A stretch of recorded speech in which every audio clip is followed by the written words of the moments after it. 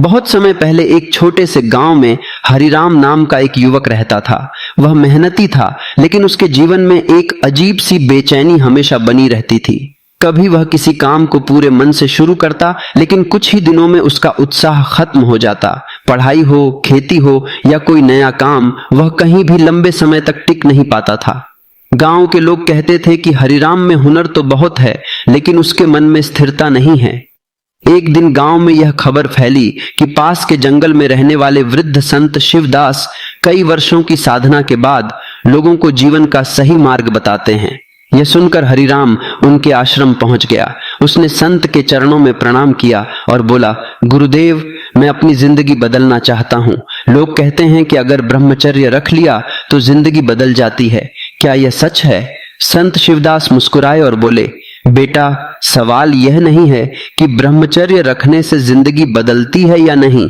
सवाल यह है कि तुम अपने जीवन को बदलने के लिए क्या क्या बदलने को तैयार हो।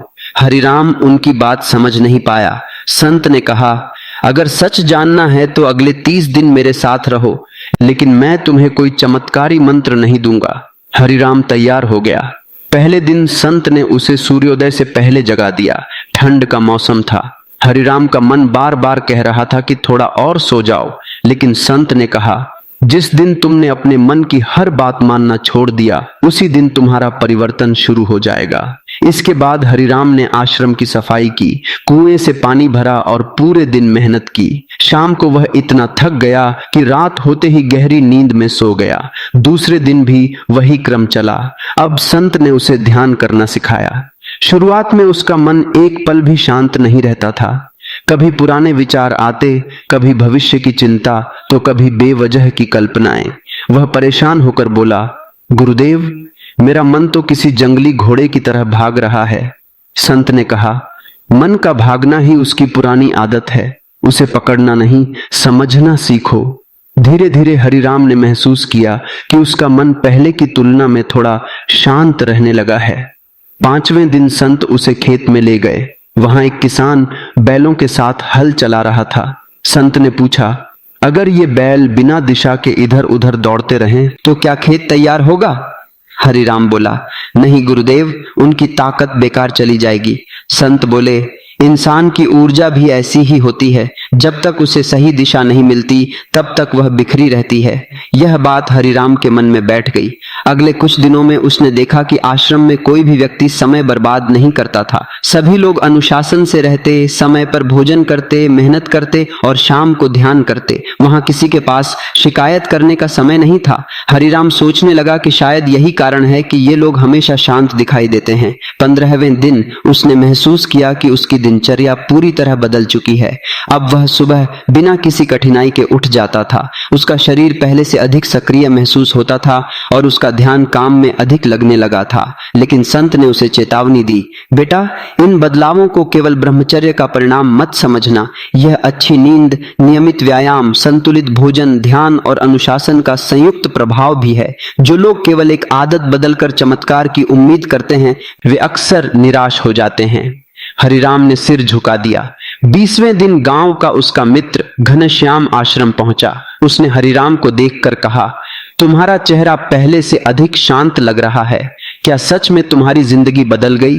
हरिराम मुस्कुराया और बोला, जिंदगी एक दिन में नहीं बदलती, लेकिन सोच बदल जाए तो जिंदगी बदलने लगती है। घनश्याम ने पूछा, तो क्या ब्रह्मचर्य ही इसका कारण है? हरिराम ने उत्तर दिया, ब्रह्मचर्य ने मुझे अपने मन को देखने का अवसर दिया, लेकिन असली बदलाव तब आया जब मैंने अपने समय, अपनी आदतों और अपने लक्ष्य को बदलना शुरू किया। 30वें दिन संत शिवदास ने हरिराम को अपने पास बुलाया और पूछा, अब बताओ, क्या तुम्हारी जिंदगी बदल गई? हरिराम ने कुछ देर सोचा और फिर बोला, गुरुदेव, पहले मैं सोचता था कि जिंदगी बदलने का मतलब अचानक बहुत शक्तिशाली बन जाना है, लेकिन अब समझ आया कि जिंदगी तब बदलती है जब इंसान हर दिन सही निर्णय लेना शुरू कर देता है। पहले मैं अपनी इच्छाओं का गुलाम था, अब मैं उन्हें समझने की कोशिश करता हूँ। पहले मैं समय बर्बाद करता था, अब हर दिन का मूल्य समझता हूँ। पहले मैं बिना उद्देश्य के जी रहा था, अब मेरे जीवन की दिशा साफ दिखाई देती है। संत शिवदास की आंखों में संतोष था। उन्होंने कहा, यही असली परिवर्तन है। याद रखो, ब्रह्मचर्य कोई जादुई चाबी नहीं है जो अकेले ही जीवन बदल दे, लेकिन यदि यह आत्म संयम, मेहनत, अनुशासन, ध्यान, अच्छी दिनचर्या और स्पष्ट लक्ष्य के साथ जुड़ जाए तो यह व्यक्ति के जीवन में गहरा सकारात्मक परिवर्तन लाने का माध्यम बन सकता है। हरिराम जब अपने गांव लौटा तो लोगों ने देखा कि वह पहले जैसा नहीं रहा। अब वह कम बोलता था, लेकिन सोच समझकर बोलता था। वह जल्दी गुस्सा नहीं करता था, काम को बीच में नहीं छोड़ता था और हर दिन कुछ नया सीखने की कोशिश करता था। जब भी कोई उससे पूछता, क्या सच में ब्रह्मचर्य रखने से जिंदगी बदल जाती है, तो वह मुस्कुराकर केवल इतना कहता, जिंदगी ब्रह्मचर्य से नहीं बल्कि उस अनुशासन से बदलती है जो ब्रह्मचर्य तुम्हें सिखा सकता है। हरिराम की यह यात्रा यहीं समाप्त नहीं हुई। गांव लौटने के कुछ ही दिनों बाद लोगों ने उसके व्यवहार में आए परिवर्तन को और गहराई से महसूस करना शुरू कर दिया। पहले जो हरिराम छोटी सी परेशानी में घबरा जाता था, अब वही हर कठिन परिस्थिति में धैर्य से काम लेता था। एक दिन गांव के चौपाल पर कुछ युवक आपस में बहस कर रहे थे। कोई कह रहा था कि जीवन बदलने के लिए भाग्य चाहिए, कोई कह रहा था कि धन चाहिए, तो कोई कह रहा था कि ताकत चाहिए। तभी हरिराम वहां पहुंचा। सबने उससे पूछा, तुम बताओ, जीवन बदलने के लिए सबसे जरूरी क्या है? हरिराम कुछ क्षण शांत रहा और फिर बोला, जिस दिन इंसान अपने मन का मालिक बन जाता है, उसी दिन उसका भाग्य बदलना शुरू हो जाता है। यह सुनकर सभी युवक चुप हो गए। उसी समय गांव के सबसे बुजुर्ग व्यक्ति दयाराम वहां आए। उन्होंने हरिराम से कहा, बेटा, अगर तुम्हारी बात सच है तो हमें इसका प्रमाण दो। हरिराम मुस्कुराया और उन्हें अपने खेत पर ले गया। वहां 2 खेत थे। एक खेत में समय पर सिंचाई हुई थी, खरपतवार निकाली गई थी और पूरी देखभाल की गई थी।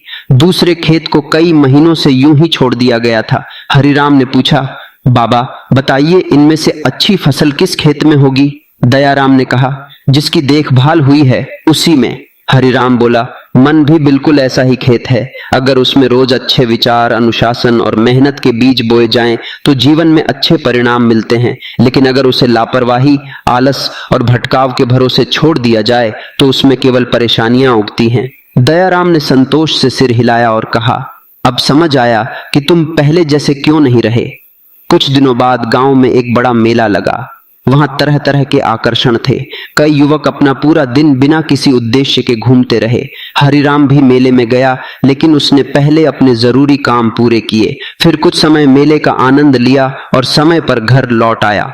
उसके मित्र घनश्याम ने पूछा, पहले तो तुम सबसे ज्यादा समय यहीं बिताते थे, अब क्या बदल गया? हरिराम ने कहा, पहले मैं समय बिताता था, अब समय का उपयोग करता हूं, यही सबसे बड़ा अंतर है। यह बात सुनकर घनश्याम देर तक सोचता रहा। अगले दिन वह भी सुबह हरिराम के साथ उठ गया।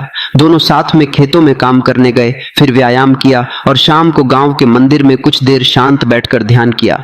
धीरे धीरे गांव के और युवक भी उनके साथ जुड़ने लगे। लेकिन हरिराम हमेशा एक बात दोहराता था, यह मत सोचो कि केवल ब्रह्मचर्य अपनाने से जीवन में चमत्कार हो जाएगा। असली परिवर्तन तब आता है जब तुम अपनी पूरी जीवन शैली को बेहतर बनाते हो। एक दिन हरिराम फिर अपने गुरु शिवदास के आश्रम पहुंचा। उसने पूछा, गुरुदेव, अब मुझे लगता है कि मैं सही रास्ते पर हूं, लेकिन मुझे डर है कि कहीं मैं फिर पुरानी आदतों में न लौट जाऊं।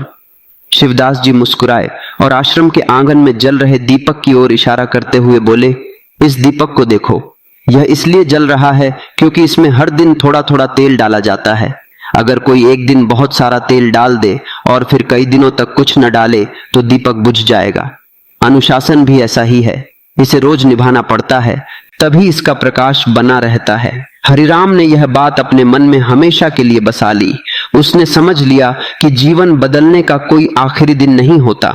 हर सुबह एक नई शुरुआत होती है और हर शाम यह पूछने का अवसर देती है कि आज मैंने अपने लक्ष्य के लिए क्या किया। वर्षों बाद जब हरिराम स्वयं वृद्ध हो गया तो दूर दूर से लोग उसके पास सलाह लेने आने लगे। कोई पूछता, सफलता का रहस्य क्या है? कोई पूछता, मन को कैसे शांत रखें? और कोई पूछता, क्या सच में ब्रह्मचर्य से जीवन बदल जाता है? हरिराम हर बार मुस्कुराकर एक ही उत्तर देता, ब्रह्मचर्य अपने आप में मंजिल नहीं बल्कि आत्म संयम का अभ्यास है। यदि यह तुम्हें बेहतर आदतें, स्पष्ट लक्ष्य, ईमानदार मेहनत और मन पर नियंत्रण सिखा दे तो तुम्हारा जीवन बदल सकता है। लेकिन यदि तुम केवल चमत्कार की उम्मीद करोगे और अपनी आदतें नहीं बदलोगे तो कुछ भी नहीं बदलेगा।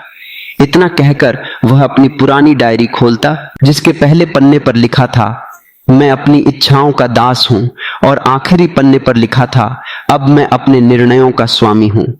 यही उसकी पूरी यात्रा का सार था, और यही इस कहानी का सबसे बड़ा संदेश भी, कि इंसान की सबसे बड़ी जीत किसी और पर नहीं बल्कि अपने ही मन पर होती है। जो यह जीत हासिल कर लेता है, उसके लिए जीवन की हर नई सुबह एक नई संभावना बन जाती है। अगर तुम अपने मन, समय और आदतों को बदलने के लिए तैयार हो, तभी तुम्हारी जिंदगी सच में बदलना शुरू होती है। यही इस कहानी का सबसे बड़ा संदेश है कि कोई भी एक आदत अकेले जीवन को जादुई तरीके से नहीं बदलती, लेकिन सही आदतें मिलकर इंसान को धीरे धीरे वह व्यक्ति बना सकती हैं जिसकी उसने हमेशा कल्पना की होती है।